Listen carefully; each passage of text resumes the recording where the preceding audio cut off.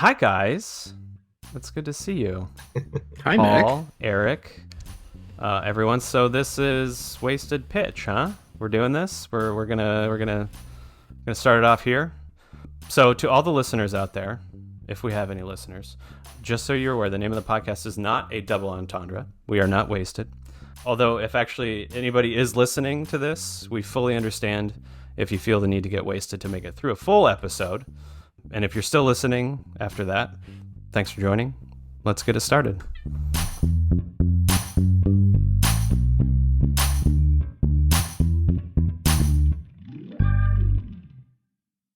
I just want to quickly say that I really, really hope this Carlos Correa thing is done. Yeah, no kidding. Done, put to bed. Because I feel like at this point, it's not out of the realm of possibility that the Twins are just going to be like, actually, we're gonna pass. You know what happened? Enjoy signing a minor league contract with the A's. What happened? Well, what happened with Minnesota? He passed his physical. It's all good. It's on. It's officially official. It's I Officially hope official. that's the case, and I hope so. Like at this point, I want don't the press believe it. Conference. There you go. It's not done until Yeah. there's a press conference. Exactly. Yeah, God. Okay, let's move on to the next part. MLB has some rule changes for the upcoming season. There are 3 of them to be exact, so let's kind of dive in and pick those apart. First one is a pitch timer. It's basically distilled down to this. So there's 30 seconds. There's a 30-second timer between batters, right? And there's a 15-second timer between pitches with the bases empty, and a 20-second timer with runners on base. Is that correct? Mm-hmm. Did I get that right? Yep. Sounds right. Okay. So they've been testing this rule in the minors, and apparently it reduced the length of the games by 26 minutes or so, somewhere in that range, which is actually pretty significant if you think about it. I don't know that the games have ever felt like super long to me. And is this the only reason that they're doing this rule now is to shorten the length of the game? I think it's not just to shorten the length of the game, but to have action happening more often. For a while, you see the Red Sox Yankees games that go on for 4.5 hours because they're trying to play mental games on the mound. I think this is a good rule. We'll have to see how strictly it's enforced. And what is the punishment if it's a ball if they go over? So yeah, that's good. There's quite a few things. MLB has a little blip about it. So the pitcher must begin his motion to deliver the pitch before the expiration of the pitch timer. Okay. Pitchers who violate that timer are charged with an automatic ball, which is good. I like that. Yeah. Batters who violate the timer are charged with an automatic strike. So kind of works out both ways. All right. The batter must be in the box and alert to the. Oh yeah, it is. The batter must be in the box and alert to the pitcher by the 8-second mark, or else be charged with an automatic strike. So that'd be an interesting one. I don't think that. You know how batters always What do you kind mean? of leave the back foot in the batter's box and pull the front foot out? Does that mean they're in the batter's box? They kind of do that a lot of times and then hold up their You hand have to be for fully in. So you have to be fully in, and I think they have to be all the way in. Yeah. Yeah. I can't wait to see who abuses this rule and tries to find little loopholes in it. There's so many pitchers. You see some of those It's guys. gonna Johnny happen. Cueto. Yeah. He holds the ball for like. Yeah. Yeah. It's going to happen. I also wonder if this is going to have the unintended consequence of pitchers and batters that weren't violating it before now saying, I'm going to use all the time that I can and make their time longer. I hope this is I not could see that happening as well. end of the season, playoff time. Everything's so much more important, so to speak. They better not be like kind of strict then. This is a rule for the casual player. This is a rule for the casual baseball fan and the new baseball fans. This is not a rule for people who understand the game, who understand there's a little bit of mind games going on. This is to bring in more people to make it look like, oh God, this is not a 3.5, 4 hour game. This is just a 2.5 hour game tops. That's what they're going for, and that's It's to make it a sellable TV product. Exactly. Yeah. They want to get it to 3 hours maximum, so that they can book it in a time slot. Yep. And charge money for it. Yep. I have a lot of opinions about that, but we'll get to that in a little bit, because that's a whole other topic I think we should talk about. So with runners on base, the timer resets if the pitcher attempts a pickoff or steps off the rubber. Okay. Pitchers are limited to 2 disengagements, which are pickoff attempts or step-offs, per plate appearance. However, this limit is reset if a runner or runners advance during the plate appearance. Yeah, so just 2. Which I like, because I feel like some pitchers abuse the shit out of that. For sure. And some at-bats can take forever. But that's and I understand that it's part of the game, and you're trying to... Yeah, I get that, but... Man. And in conjunction with one of the other rule changes we'll get to, this could make stealing become actually a thing again.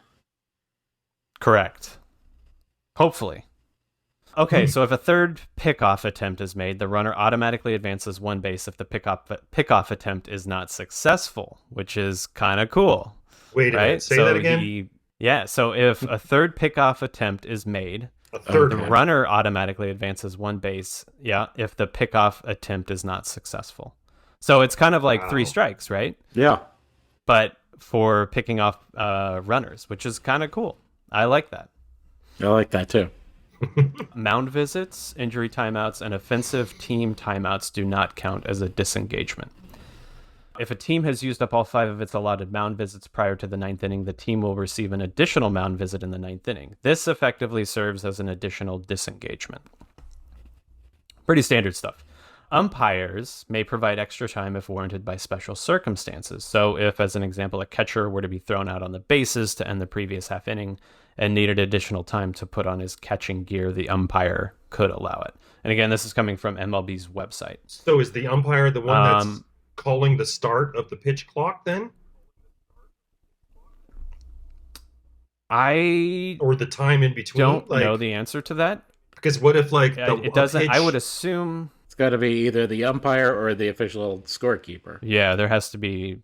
There's probably both going on, right? Like there's probably an umpire clocking that, and there's probably, like Eric said, the official scorekeeper.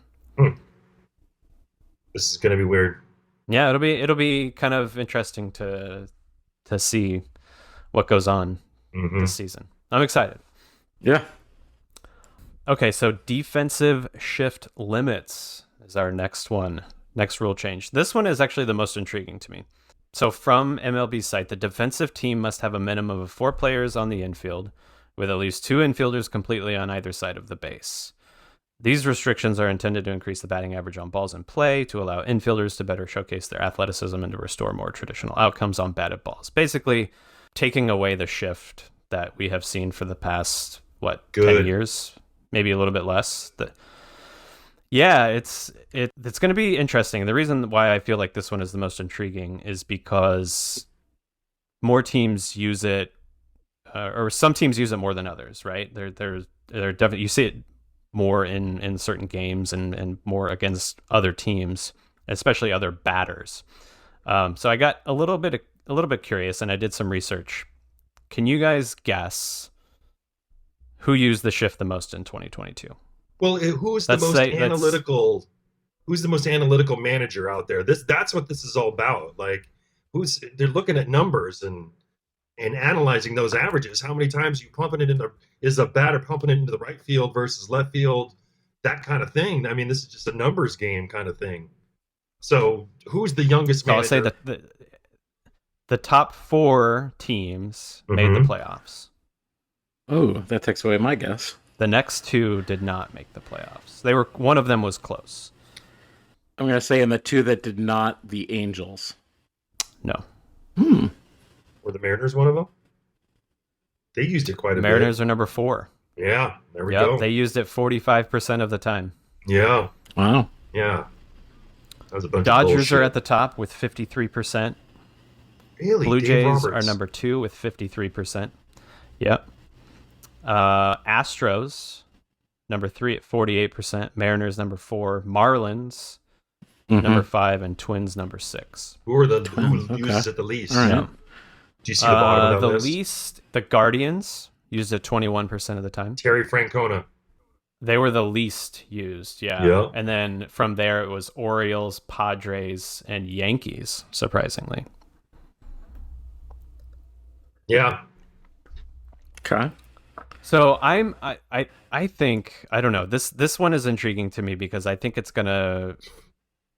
either gonna mess some of these teams up, like they're gonna have to learn how to play defense again, and maybe those guys were not set up to play defense. I think it masked a lot of defensive issues for the Astros infield, if I'm being honest, right? I Yep. mean, Altuve is not what he used to be. But he's Even still though arguably Pena probably was- one of the best was- second basemen. Yeah, I think so, but from what it looks like, the way that they use the shift and how much they use the shift, I think that kind of masks a lot of their Get back up.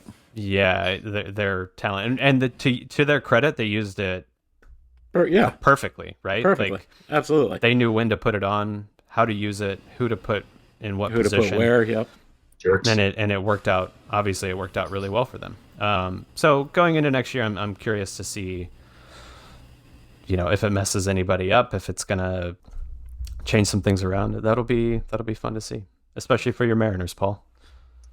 Good luck Hey to man, them. we just got Colton Wong playing second base, so we're good, dude. We don't need Fair. to Okay. shift. You don't need the shift. We with don't need Colton? it. Yeah. No, okay. we're good. JP Crawford playing short. Okay. Come on.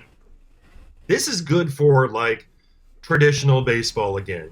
This is again, just get back to the basics. I bet players love this shit.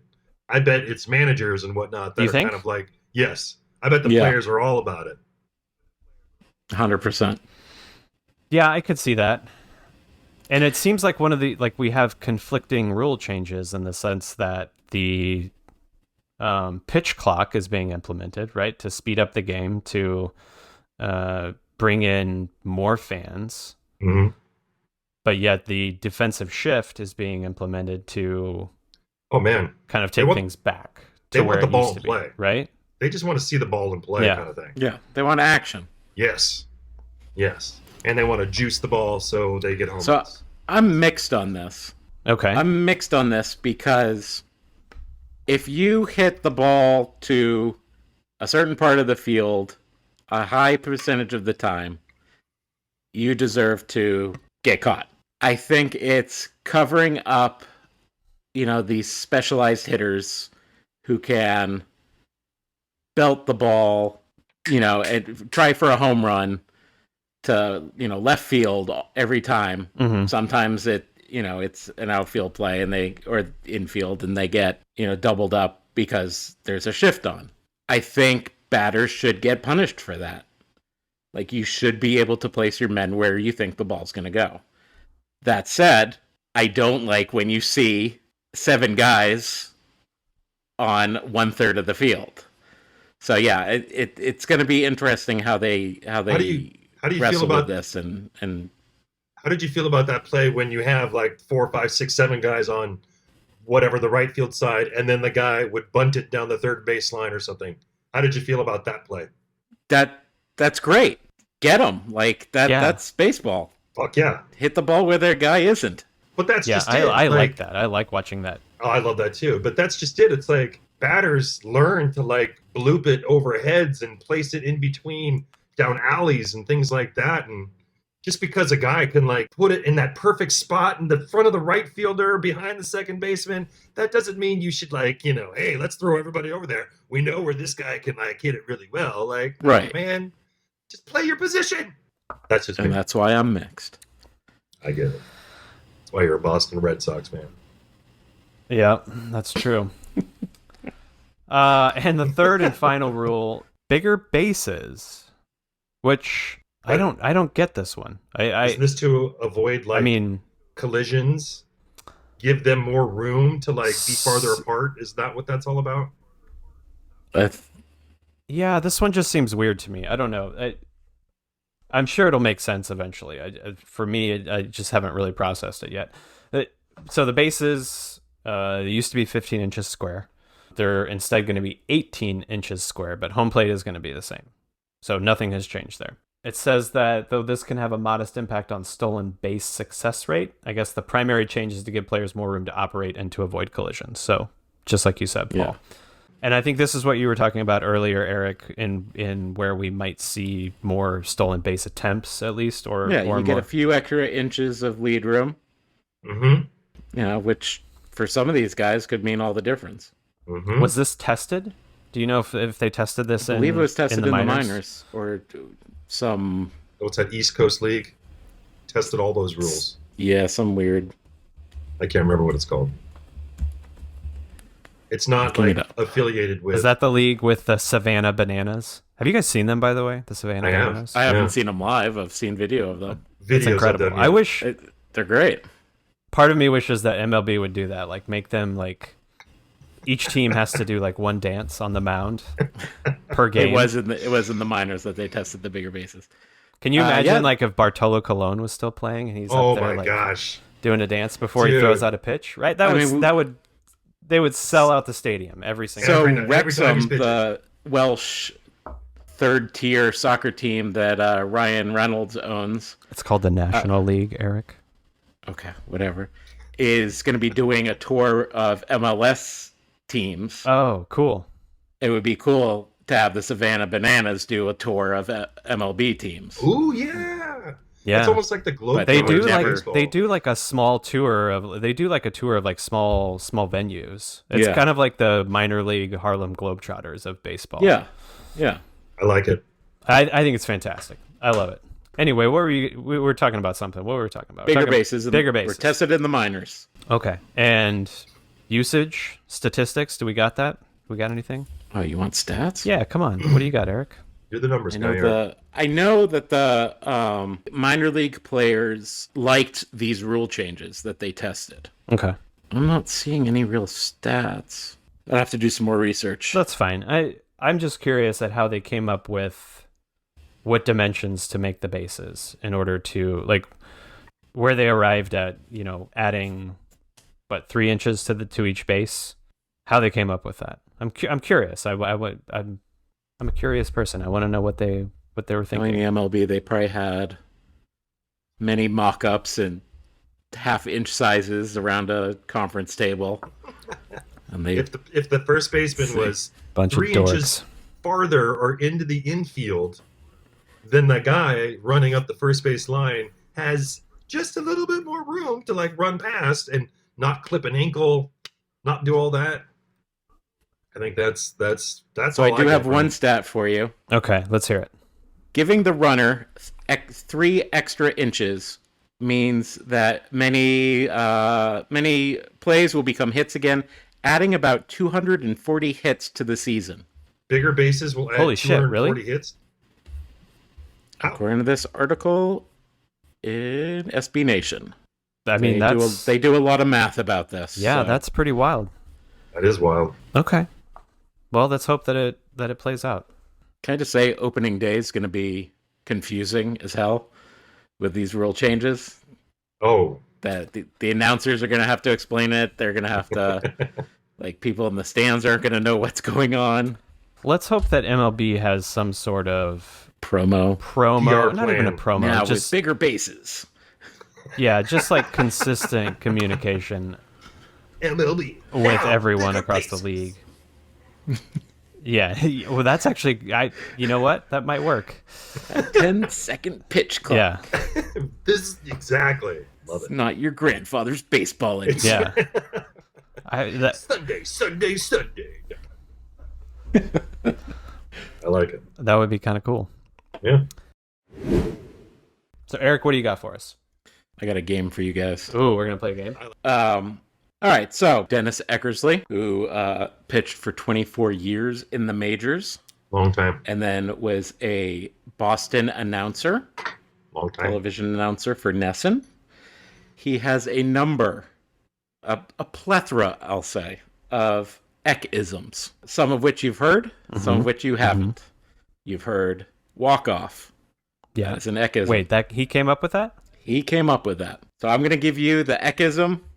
You tell me what you think it means. Oh, Really quick. This sounds As fun. as old as All right. baseball is, how can a walk-off have been created like in the 70s or '80s when Dennis Eckersley was playing.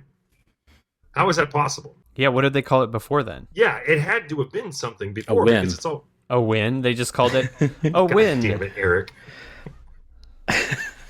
And the Brooklyn Dodgers win. Hey, Dusty Win. Baker invented the high five. Oh, for I fuck's saw that sake. actually. That's kind of a weird story.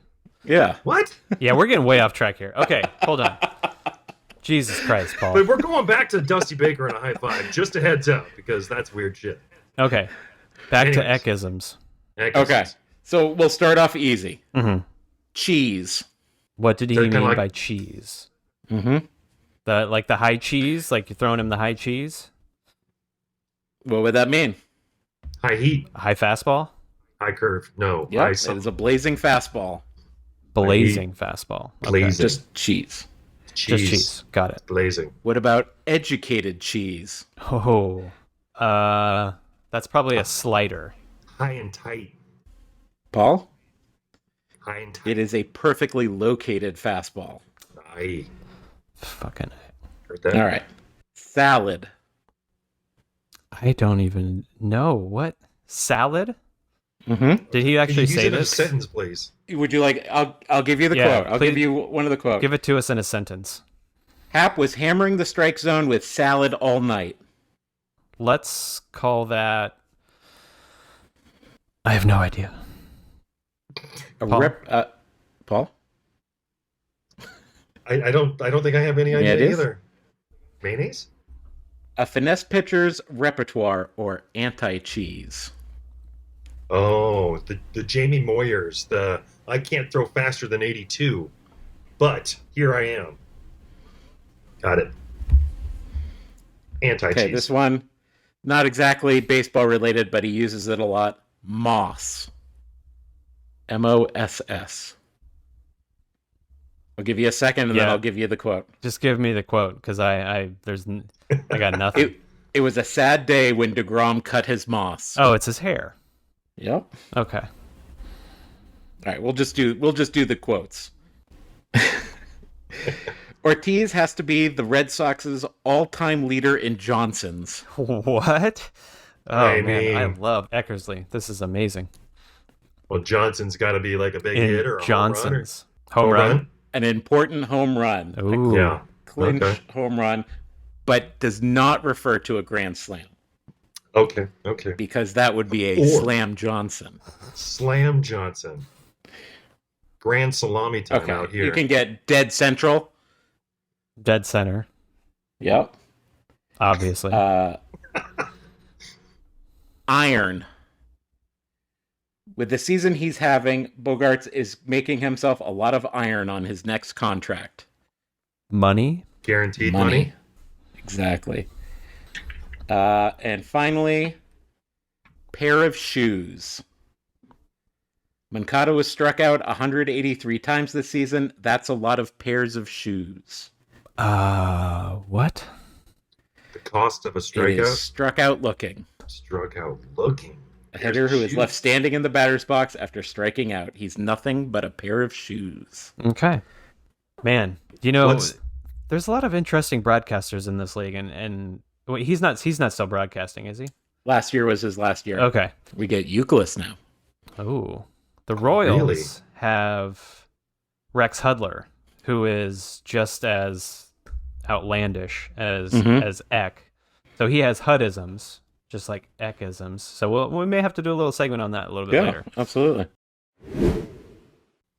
All right, so let's move on. I have a question for you guys, and I'll elaborate on this topic here in a minute. But I want to know what you think. Does MLB have a PR problem? Eric says yes. Absolutely. Paul? Yes. I think they do too. And by that, I mean that there seems to be a lack of interest in baseball outside of the hardcore baseball fans. Mm-hmm. Us, there's it feels like what is a small community of legitimate baseball fans these days. And I don't know what to attribute that to. It's hard to compare baseball to other sports because, I mean, the NFL is a juggernaut, right? The NFL blows everything out of the water. Nothing else compares. NBA, MLS, golf, any of those other sports. But baseball continues to kind of be at the bottom of the barrel in Part of the those reason aspects.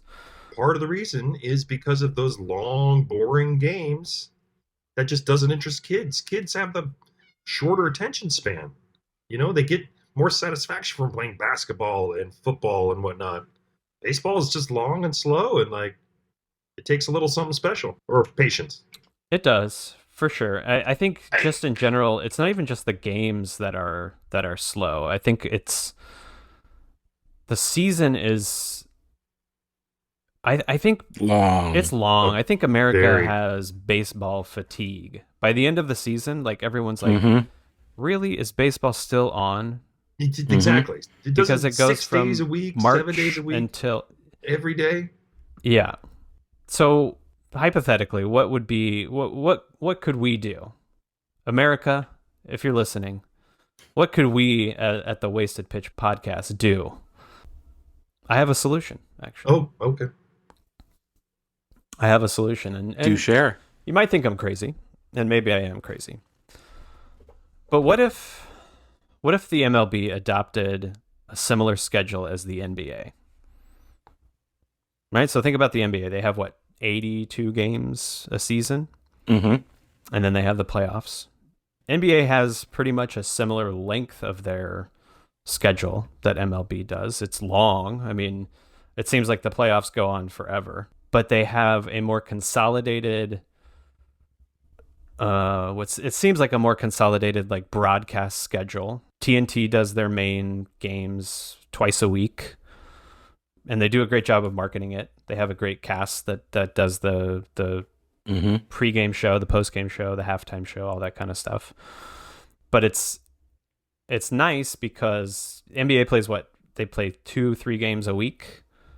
Mm-hmm. Most teams play 2 or 3 games a week, sometimes a little bit more.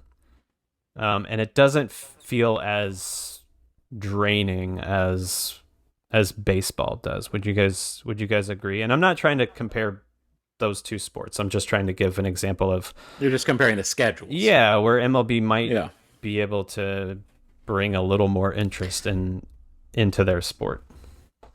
The thing that gets me is that you're playing almost 200 games a year, and you're not even playing every team. I don't know basketball very well. Don't they play at least every team once? They do. And like in your division, you play more often and all that. I think that's going to change in baseball. I think every team is about to. Yeah. I think they're going to play every single team. I think, it gets ridiculous. Again, Red Sox, Yankees. There's 8 to 12 games a year. That's insanity. There's I eight know to it 12 gets ratings, but 8 to 12 series whatever a it year. is. Yeah, it's ridiculous. I just don't think anybody gives a shit about baseball in July. Nobody's going to care about a random game in July. There is too much. There is too much.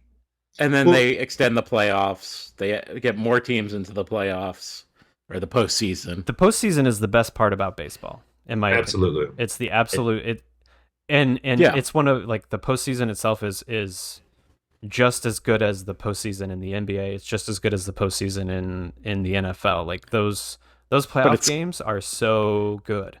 But it's coming 7 months after opening day. Exactly. And so by the time we get to it, like nobody wants to watch. Like I think the World Series this past year, the game Latest. 6, it only drew 11 million viewers. You're right. 11 million. Because it was like the middle of November or something, wasn't it? It was the middle of November, and just to like compare, I'll give you some comparison numbers just so you guys can see what we're looking at here.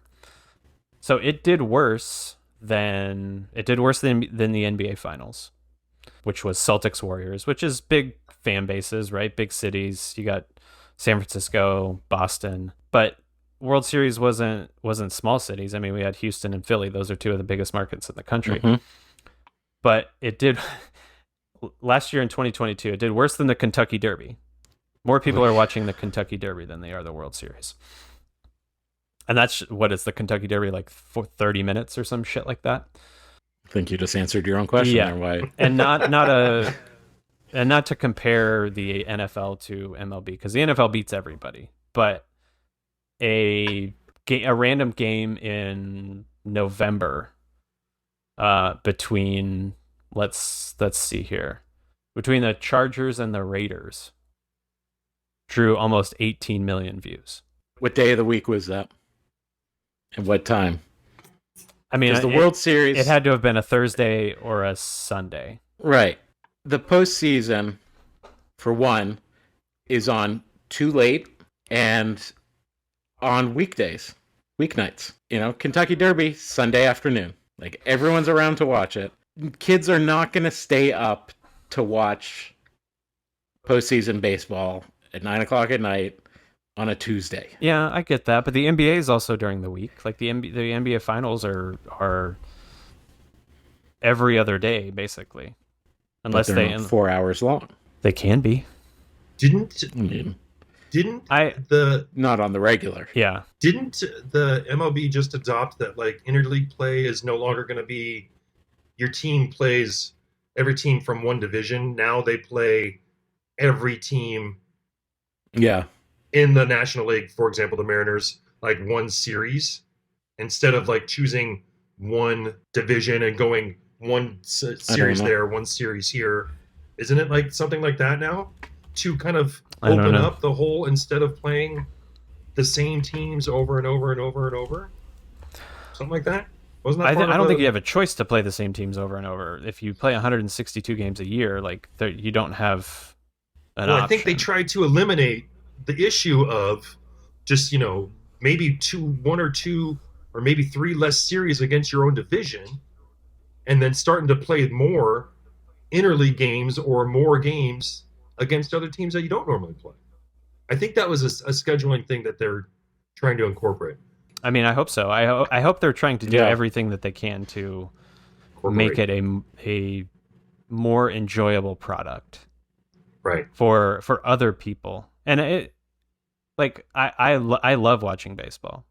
You guys know that. I think we all love watching baseball. Mm-hmm. But I myself sometimes I'm like, fuck, why am I watching this? Like, it's nothing has happened for 5 minutes. Especially like the team that I root for is terrible. Like, I gave up watching them by May last year because they're so bad. And I think we have a lot of that. And I think by the time the playoffs roll around, if you're a fan of the Royals, or if you're a fan of the A's, like nobody's watching that shit after, like, once summer rolls around. You have so many better things to do. Mm-hmm. But there is that wonderful but I also moment think of at the end of the year when you got playoff baseball and you got NBA starting and you got NHL starting. That's a wonderful time of year, I think. I think they should shorten the season a little bit and have it end before the NFL begins. Absolutely. Yeah. That's just my 2 cents. What you would get out of that is you would have fewer games, which means you could spread it out a little bit more.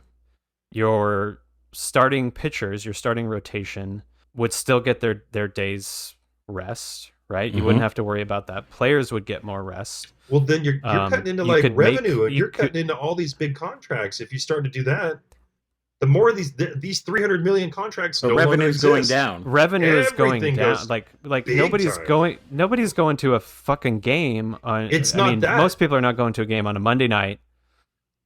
They get more revenue from TV than they do from a live audience at a baseball game. But that's what I'm trying to say is, like, people are not watching that shit. Their revenue is like, nobody's watching that. Right.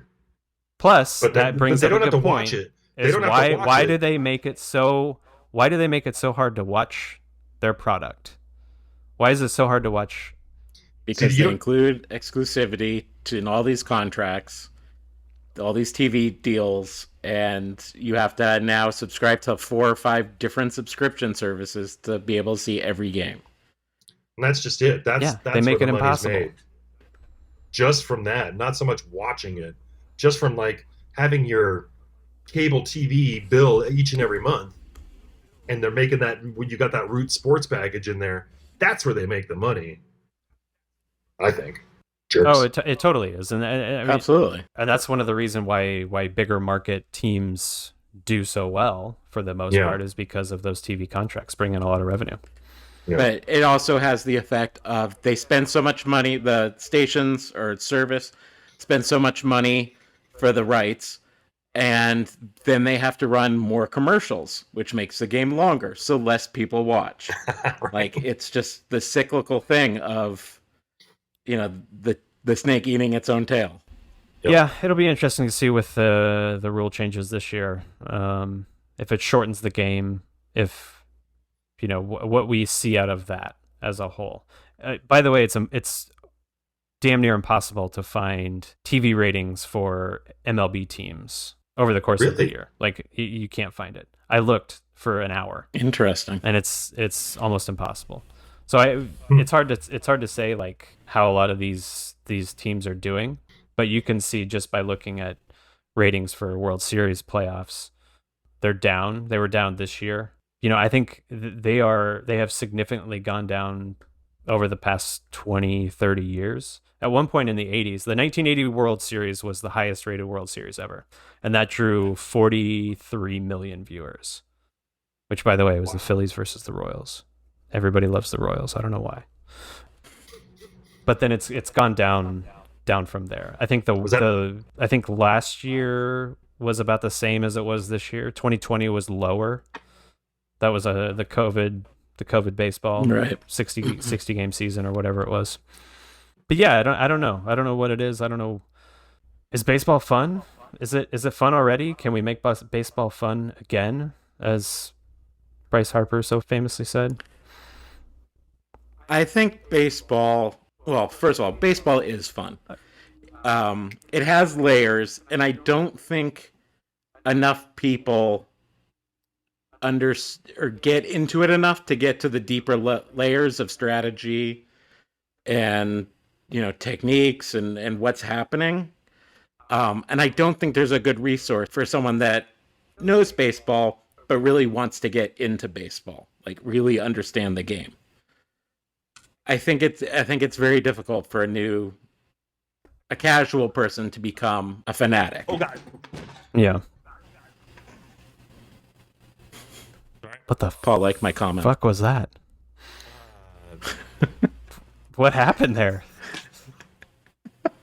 Do you see? We are not cutting this out, by the way. Okay, yeah. Hold on. Do you see the broken? Oh, there it is. The broken. Never mind. Flower pot. Oh my god. Broken flower pot. Okay. It's like giant. Paul lives in a Looney Tunes cartoon. Yeah, I think baseball is fun. I think we all know baseball is fun. My hope is that MLB does a better job of marketing their product and making it exciting to watch their product and figure out ways to get people to watch during the middle of summer when nothing else is on. Once the NBA playoffs are done, what else do you have in between the end of June and the beginning of September? F1. Nobody watches Ooh. fucking F1. Come on. My boss Lots doesn't of people work. watch F1. No. Yeah, But lots of people we'll leave do. that alone. Ugh. Well, okay.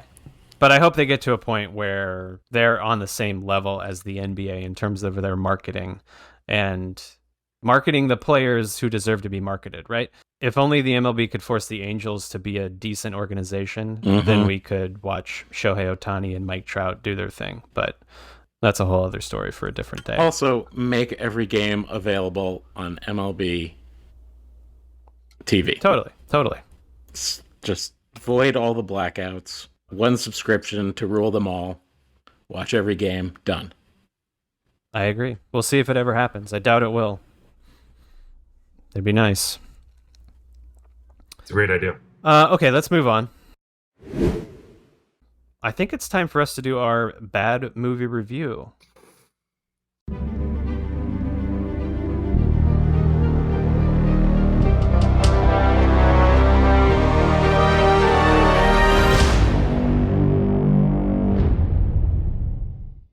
So we know that there are a lot of baseball movies out there. some good, some bad. We decided it would be best if we found the worst baseball movies possible, and we'll give you a little synopsis. So this week we watched the movie Ed. First of all, I'd never seen this movie, and I'm going to be honest with you guys. I went into it with an open mind. Me too. I thought, okay, maybe, despite its 20% Rotten Tomatoes score, I thought maybe this movie won't be that bad. Holy shit, was I wrong? Horrible. Paul, would you agree? It's terrible. Oh my God. I was so mad at you guys. For 10 minutes in, I was like, why? This is dumb. It didn't even take me that long. Yeah. For the listeners, I abstained from this endeavor this week. Well, you're going to hear about it because I've got quite the review, Eric.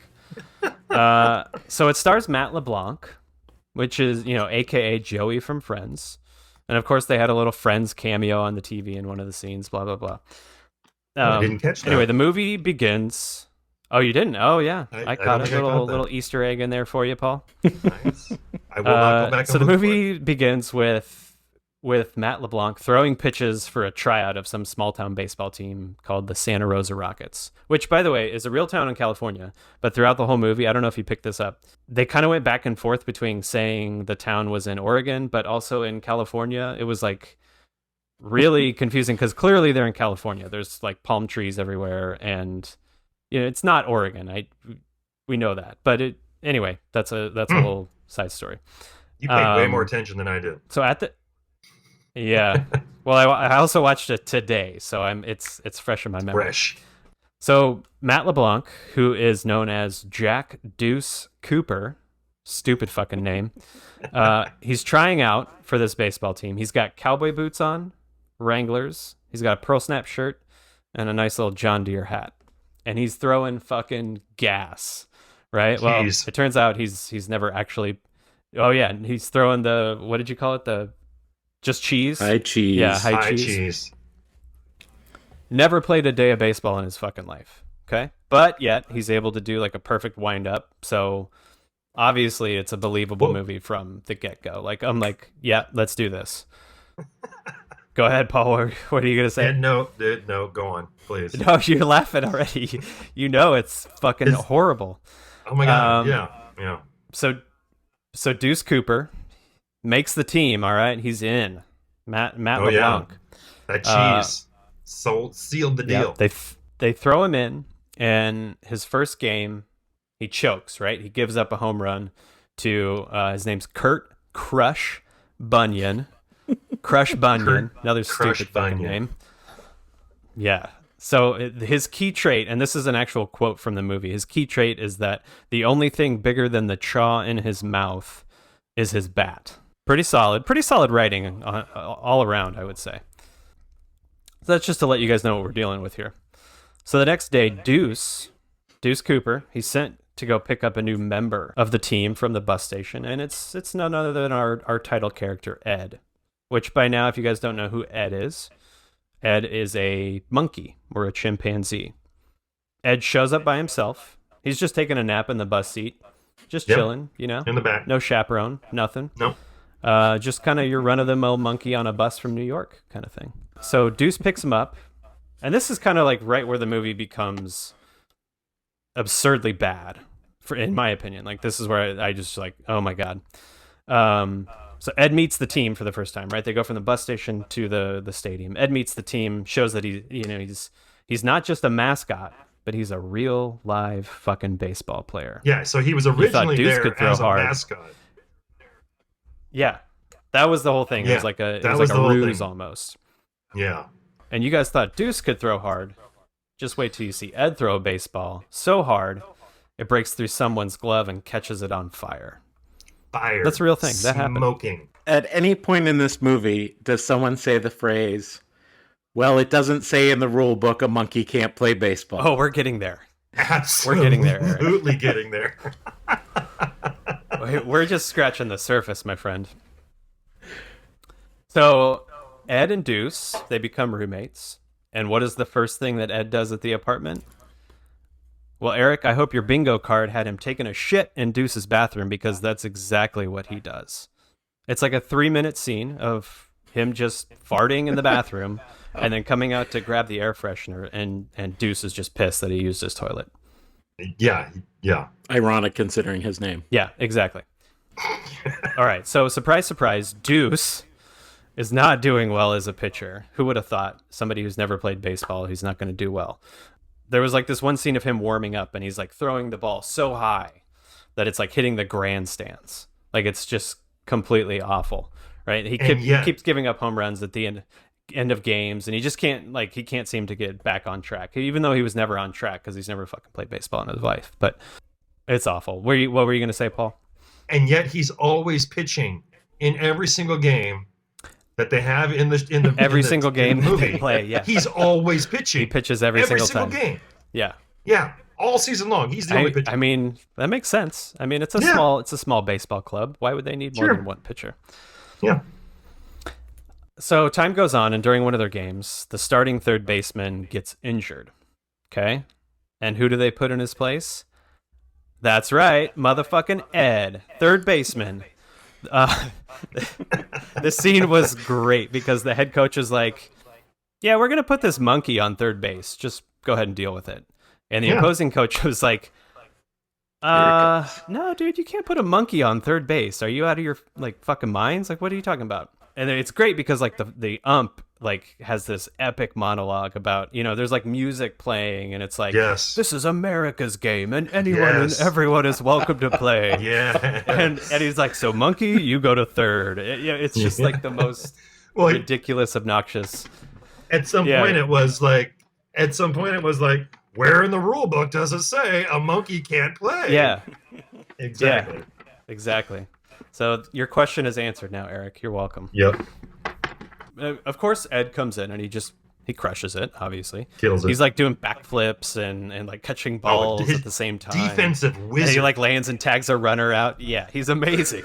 Yeah, it's so good. But no, and at the time comes, Matt LeBlanc says, "Yeah, we got a player. He's a player. He's a ball player. He's a ball player. He's a ball player. He's not just a monkey." So the time comes. So he's got to come to bat, right? So it's the bottom of the ninth, bases loaded, 2 outs. And here's where I'm like, okay, if this motherfucker hits a grand slam, then I'm done. Like I'm not gonna watch this anymore. Like I can't do it. Luckily, he takes a 4-pitch walk, and the Rockets win the game, right? They went on a walk. Like I think the writers at some point were like, yeah, we just can't have him hit a grand slam. Like that would be over the top. Yeah, exactly. So now he's a superstar, right? Like he's fucking amazing. Like this is montage time, right? So there's like a great montage of like Ed winning games for them, and like he's making the cover of magazines. Like in movies when they have like the newspaper that's like spinning and it's like woo, it's like that kind of montage. And there's like the last one that it shows is like Teen Beat magazine, which is great. Ed on Teen Beat. He's on like Wheaties or some cereal as well or something. Yeah, he's on a cereal box. It's just bad. Isn't he like hanging out? Isn't there like part of the montage? He's hanging out with fans and groupies or whatever, signing autographs and like, kind of being just like, oh, Ed, oh my God. And, yeah. Yeah, and like one of the magazines, he's holding up like 2 women on his shoulders. It's fucking, oh man, it's so great. So like throughout the whole movie, there's this woman who lives in the apartment below Deuce and Ed, right? That's like the love interest. She has like a daughter. They seem like nice people, whatever. She finally, so like the daughter finally convinces Deuce to ask her mother out, right? Like it's we've seen her a couple times, and they have like, you can tell they have chemistry. Eric, here's what happens. So they go on a date. Can you guess who the babysitter is? It's Ed. It's fucking Ed, right? It's your boy coming in hot. And he comes to babysit, and they basically destroy the apartment while they're out at the fair, because of course there's a fucking fair in town. I don't know. I love how the creators of the movie were just like, screw it, man. We got him to play baseball. Why not just have the mom hire him to be a babysitter as well? Like, we'll go along with it. Anyway, the date goes well, and it does wonders for Deuce because now he's on fire. Like the next game, he's just lighting dudes up, and all is well, right? Like everything's good. He's a great pitcher now, apparently. Well, now we get to the part of the story where something goes wrong, Eric, because Ed Act 3 is a sensation now, and Act 3. So the owners of the team, it's like these two Weasley little dudes. Oh One dude has a wig. It's all about They money to decide them. that Ed is worth a lot of money. Yeah. It's all about money. So they decide to sell him to some like other team. I think, is that what they sold him to, another team? Is that what it was, Paul? Yes. Didn't he get traded or Okay. something like that? Or Yeah, they said They it was a sold him trade, to but I think they something. just yeah, they made money off the sell or something. Cash and other options. Yeah, but they load him up inside of this truck. Like, they put him in a cage, load him inside of a truck, and like they ship him off. But the funny thing is, like, the truck was like inside the stadium. It was on like first base where the truck was. Yeah. And at first, Matt LeBlanc is like, well, I guess he's gone. There's like nothing I can do. The whole reason for this movie is this fucking monkey, and then Matt LeBlanc's like, screw it. But then he gets yelled at by his girlfriend, and he's like, it's his mission now. He's gonna go find Ed. So eventually, he finds him at like some other stadium, and he's locked inside of this cage still. And these guys are like torturing him with like an electrified metal wand. And it, like, the graphics here are amazing. You're gonna like this, Eric. I can't wait till you watch it, because it's like weird science kind of shit, and they just show Matt LeBlanc's face and it's all lit up, and he's like, "Ah." So Deuce beats the shit out of these two guys who are torturing the monkey, and he sets Ed free. But not so fast, America, because Ed is fucking hungry, and he sees a box full. It's a box truck that's full of chocolate covered frozen bananas, because that's Which what Ed happens eats. to Apparently. be like the stadium So he food. Yeah. So he decides to get his grub on, right? He's been locked up in a cage. He's fucking hungry. I'm going to get my grub on. I'm going to get inside this truck. Well, shit. The truck gets locked, drives away, and Ed's stuck in this freezer truck, and he's eating his bananas. He doesn't realize. He's the smartest fucking monkey in the And- world. He can play baseball, but he doesn't Well, realize yeah. that. The vehicle he's in is in motion. Well, it's in motion, but it's also a freezer. So as he's eating these frozen bananas and chowing down, he's also starting to freeze. So it takes like 3 minutes, right? And by the time Matt LeBlanc catches up to him to save the day, Ed is basically frozen. He's like in shock. He's got a banana in his hand and he's in shock. Well, Ed ends up in the hospital. You heard that right. They called an ambulance for him. Yeah, just He a ends up in the normal ambulance. hospital. Yeah, normal hospital. Just A person hospital. a person Absolutely. hospital. Absolutely. Yeah. He's hooked up to an IV and all that shit. But at the same time, here's the kicker. We're getting to the climax of the story, Eric. I know you've been waiting for it. Deuce is supposed to pitch in the championship game because they don't have any other pitchers, like Paul said. Nobody else could pitch for them. So he's supposed to pitch in this championship game against the Devils, I think is what their name is. What are they going to do? Well, his girlfriend's daughter eventually convinces him to go pitch because that's what Ed would want, she tells him. And he makes it. He makes it to the game just in the nick of time to suit up and go out to pitch.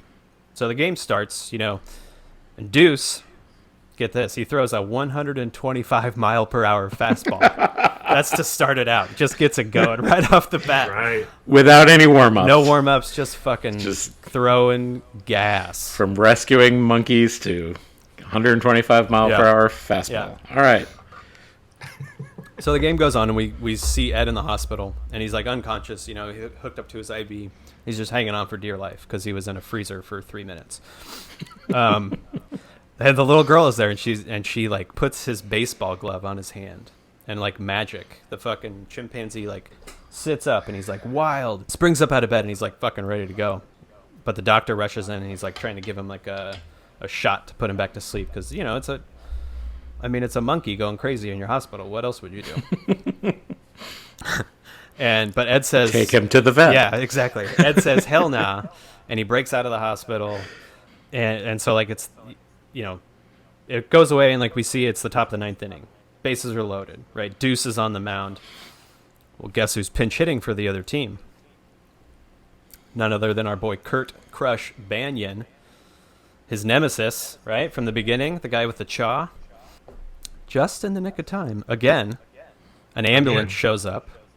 Rolls up to the stadium. You hear the sirens going, woo, woo, woo. Well, it's Ed. He's in his hospital gown still wearing his gown. He's accompanied by the little girl. They're there to save the day. What else would they be there to do? And his Matt LeBlanc's new girlfriend. right? Yeah, Oh, the she was woman. there as well. They're all there. I think she They was all already show there. up. I think she was. Yeah, well, I think she was already there in the booth with why she was in the booth. I have Oh, no that's idea. Like right. that doesn't make Okay. any sense Yeah, yeah, whatsoever. Yeah. So the crowd goes That wild. that's the part of the movie you have a problem with. I mean, there's, yeah, that's the part of that's this part. So the crowd goes wild. Fucking Ed is there. You know, everybody's like, yeah, woohoo. The owners are like, oh shit, you know, this guy's back. Yeah. And then Deuce, he asks for a timeout, right? So he's about to throw a pitch, but he needs a timeout. So he runs over to the stands, and he asks for like a kiss from his girlfriend, and they have like a conversation, and then he just gets back out there to the mound, right? Like normal stuff that you see in baseball games all the time. So Crush Banyan, he's ready to fucking crush, and he's got his chaw. He's like spitting everywhere, and I think the count was like 3-2. Remember, this is a baseball movie, guys. We're talking about baseball here. And Deuce throws a pitch, and it's absolutely hammered. But it goes foul, Eric. I know I had you a little bit worried there. I know you were sweating. So this is it. Championship on the line. Deuce winds up, hurls it, and strike three. Boom, the Rockets win. They win the championship, baby. Let's everybody clap. Clap for the Rockets. So this is basically the end of the movie. I mean, like, there's another, like, a minute and a half, maybe. Like, it kind of ends right there. But for whatever reason, Tommy Lasorda is in the stands with the owners. Naturally. At the end of the game. He looks at them, and he's like, I want Cooper in L.A. next week. Pay him whatever you need to. So the movie just kind of ends with, like, Ed, Deuce, his girlfriend, and their daughter, like, loaded up in the truck, and they're just headed to L.A. And that's it's over.